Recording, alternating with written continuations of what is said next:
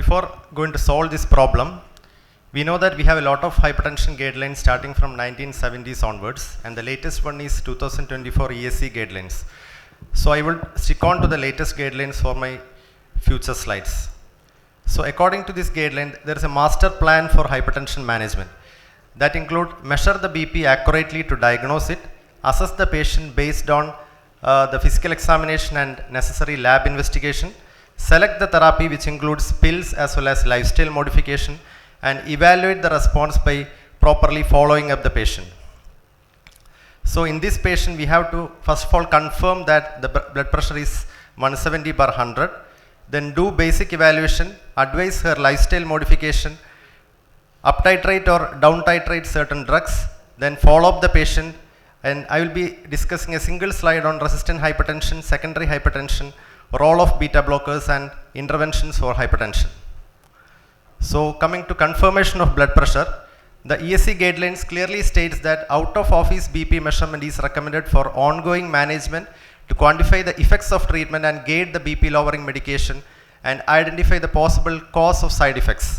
And if it is not possible to do an out of office BP measurement, you have to do a repeat office blood pressure measurement using the correct standardized measurement technique. So we have two different types of out of office BP measurement, that is home BP measurement and ambulatory BP measurement. Home BP, you are asking the patient to buy a validated BP device, measure the BP in a quiet room after 5 minutes of rest with arm and back supported, obtain 2 readings on each occasion 1 to 2 minutes apart, obtain readings twice a day, that is morning and evening for at least 3 days, and the patient has to record and average all these readings and present this to the physician. And hypertension is diagnosed according to home BP as more than 135/85. Ambulatory BP, again using a validated BP device. The device usually records BP at 15 to 30 minutes interval during the daytime and 30 to 60 minutes at night. A minimum of 70% usable BP recordings is required, and a diary of the patient's activities to be maintained. And according to ambulatory BP, hypertension is defined as more than 130/80. And if out of office BP measurement is not possible, you have to do a accurate office BP measurement. And how to do an accurate office BP is being mentioned here.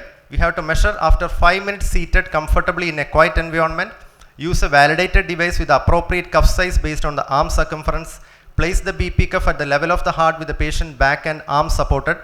We have to measure 3 readings of blood pressures and average the last 2 readings, and obtain further readings if the measurements differ by more than 10 millimeters. And at the first time we should measure blood pressure in both arms to look for any interarm difference, and record the heart rate and exclude arrhythmia by pulse palpation. And for the first visit you should look for orthostatic hypotension as well. Now coming to basic evaluation, we know that hypertension is a silent killer. It affects kidney, heart, eye, brain, large and medium sized arteries as well as microcirculation. So after taking a proper history of the patient, you should take the anthropometric measures like height and weight for BMI calculation, waist circumference, then look for signs of any hypertension mediated organ damage or established cardiovascular disease. So you have to check the neurological examination and the cognitive status of the patient, palpate and auscultate the heart and carotid arteries, auscultate the abdominal aorta, iliac and femoral arteries for any bruit. You can palpate the peripheral arteries to look for any peripheral occlusive arterial disease, and also you should compare BP in both arms to see if there is any interarm difference. And signs of secondary hypertension also should be checked at the first visit. I am not going to the details. And the routine tests for the patient with hypertension include fasting blood glucose and a lipid profile to look for cardiovascular disease risk and comorbidities. And sodium, potassium, hemoglobin, hematocrit, calcium and thyroid should be checked for screening for secondary hypertension. Creatinine and EGFR estimation, urine routine and urine albumin creatinine ratio, again to look for cardiovascular disease risk and hypertension mediated organ damage. A 12-lead ECG is a must for all patients with hypertension, and it helps you to identify left atrial enlargement, left ventricular hypertrophy, and also it helps you to rule out atrial fibrillation or any history of prior myocardial infarction. Echocardiogram is actually an optional test because echo is only advocated if there is any abnormality in the ECG or the patient is having any cardiac symptoms, or if you find any abnormality on cardiac examination. And fundoscopy is done if the patient is diabetic along with hypertension, or if the BP at presentation is more than 180/110 to rule out hypertensive emergency. And all other investigations like coronary artery calcium, then artery stiffness, cardiac troponin, angle brachial index, abdominal ultrasound can be done if it changes the patient management.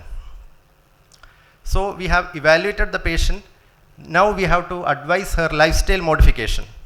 You can ask the patient to increase the potassium intake by taking more fruits and vegetables. Ask her to do increased physical activity, maintain normal BMI, reduce sodium chloride intake to less than 5 gram per day, reduce alcohol intake, and if you want to maintain the best health, you should stop alcohol and quit smoking. And coming to exercise regimen, in the present guidelines, it is said that along with aerobic exercise, you should advocate dynamic as well as isometric resistance training to the patient to maintain an optimum BP reduction. Aerobic exercise you can advocate for at least 150 minutes per week of moderate intensity or 75 minutes per week of vigorous intensity like brisk walking, jogging, cycling, swimming, etc. And dynamic exercise you can ask the patient to do squat, push-ups, sit-ups, etc. But all these you should advocate based on the individual conditions like age, race, ethnicity, etc. So an individual exercise prescription should be given to each patient.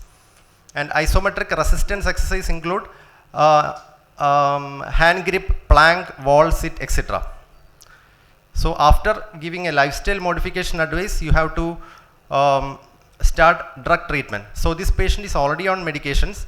So if you are diagnosing a patient with hypertension, the present guidelines suggest that you should start the patient with a low dose double combination therapy of the first line drugs, that is AC inhibitors, ARB, calcium channel blockers or diuretics, and follow up the patient after 1 to 3 months. If the BP is not in the target range, you should not increase the dose of these drugs. You can add a third drug to make it a low dose triple combination therapy, and again follow up the patient after 3 months.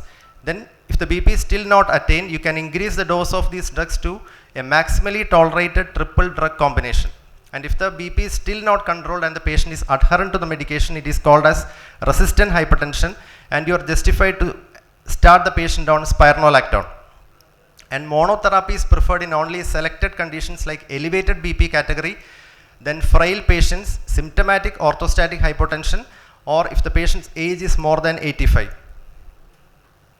So this is the algorithm for hypertension management. If the BP is more than 140/90 and the patient does not satisfy any of these categories like age less than 40, resistant hypertension, symptoms and signs of secondary hypertension, straight away you can give lifestyle measures, drug treatment after confirming with ambulatory BP, and monitor to attain a target systolic of 120 to 129 and a diastolic of 70 to 79. That is a target BP recommended.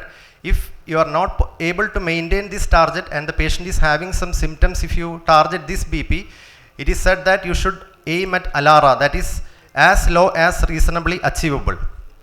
And if the patient satisfy any of the above set category, you should screen for secondary hypertension.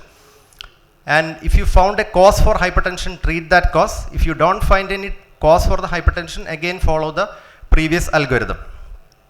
So once the BP is controlled and stable under BP lowering therapy, you should follow up the patient yearly to look for BP as well as other cardiovascular risk factors.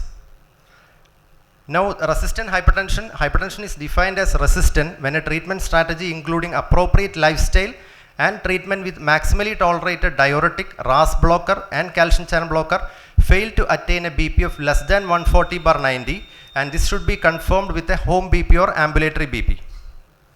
Secondary hypertension, it is recommended that patients with hypertension presenting with symptoms, signs of secondary hypertension should be screened for this, and screening for primary aldosteronism by renin and aldosterone measurement should be considered in all adults with confirmed BP because it is very common. So these are the various causes of secondary hypertension, not going to the details of that. Beta blockers are only indicated in compelling indications like angina, post-myocardial infarction, heart failure, and for heart rate control. The only intervention approved for hypertension is renal denervation, that is class 2B recommendation according to the ESC guidelines if the patient is having resistant hypertension and who expressed to undergo renal denervation after a shared risk benefit discussion and multidisciplinary assessment. So coming back to our patient, We can confirm with a home BP or ambulatory BP, check her adherence, take a proper history, physical examination, labs to look for hypertension mediated organ damage or secondary hypertension. One second. Advise lifestyle modification, add a thiazide because this patient is not on in diuretic, so you can add a thiazide or thiazide like diuretic. Follow up the patient once in a month and try to reduce or stop beta blocker if there are no compelling indication while up titrating the others. And once the BP is controlled and is stable under BP lowering therapy, follow up her at least once in a year. Take home messages: importance of home BP or ambulatory BP in hypertension management.